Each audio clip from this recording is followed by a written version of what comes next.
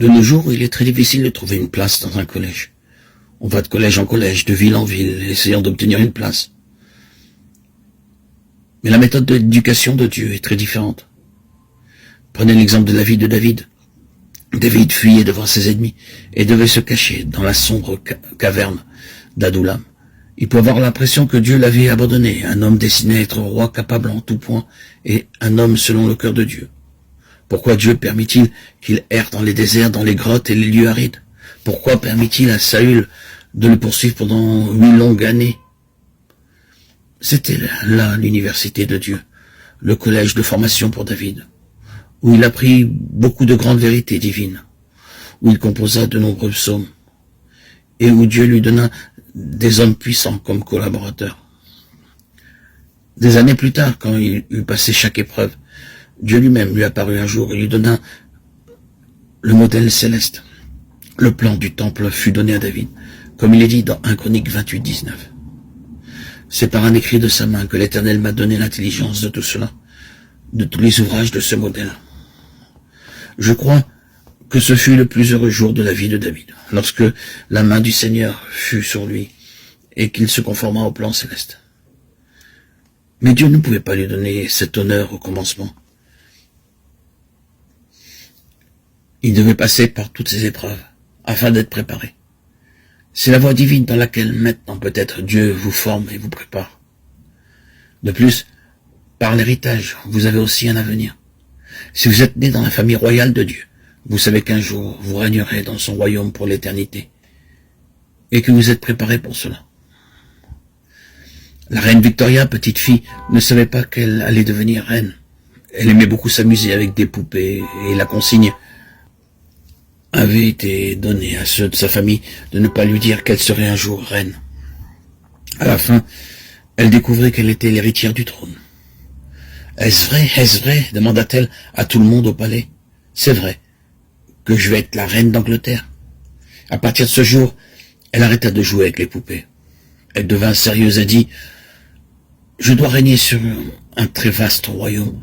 Je dois être très sérieuse. » Maintenant, nous aussi, nous devons apprendre à régner. Il nous a été donné par héritage toute la puissance de Dieu. Mais nous devons apprendre comment l'utiliser et être formés dans ce but. De même, si vous héritez d'une riche propriété, vous devez apprendre à gérer cette propriété. Il y a des princes qui gardent leur richesse dans des maisons fortifiées. Ils sont satisfaits et disent « J'ai beaucoup de richesses, des diamants, de l'or, des pierres précieuses et de l'argent. » Et cela demeure là et admiré. La richesse céleste, cependant, a été faite pour s'en servir et nous sommes formés pour l'utiliser.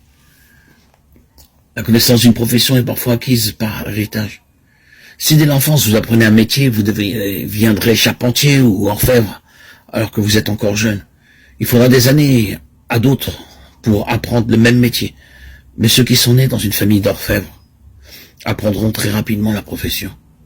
De la même façon, vous partagez la sagesse de Dieu au moment de votre nouvelle naissance et vous devenez co-ouvrier du Seigneur Jésus-Christ. Finalement, nous sommes choisis pour être à l'héritage de Dieu lui-même. Lorsque des parents partagent leur propriété, tous les enfants ont une part, mais en même temps, les parents sont très heureux de recevoir quelque chose de leurs enfants. Les parents désirent donner leur amour à leurs enfants. Notre Père Céleste nous aime d'un amour éternel. C'est notre héritage céleste. Jouissons de son amour dans sa plénitude, l'amour du céleste Père, l'ami et le fiancé. Mais il désire aussi être satisfait en nous. Comment l'aimons-nous?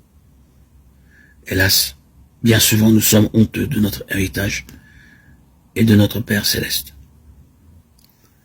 Hélas, hélas, il y a des croyants qui ont honte d'avouer que le Seigneur Jésus-Christ est leur sauveur personnel.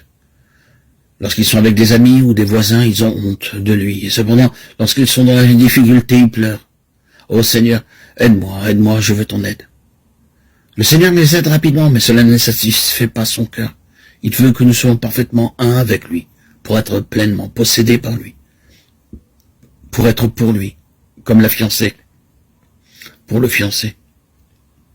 C'est notre héritage céleste, éternel, et le sien.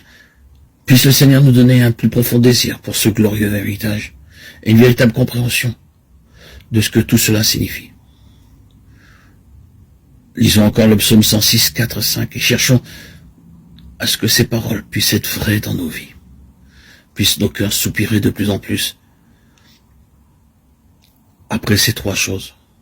Voir et jouir du bonheur des élus de Dieu, se réjouir de la joie de son peuple et être glorifié avec son héritage, que lui et nous puissions jouir ensemble de cet héritage pour toute l'éternité. Amen.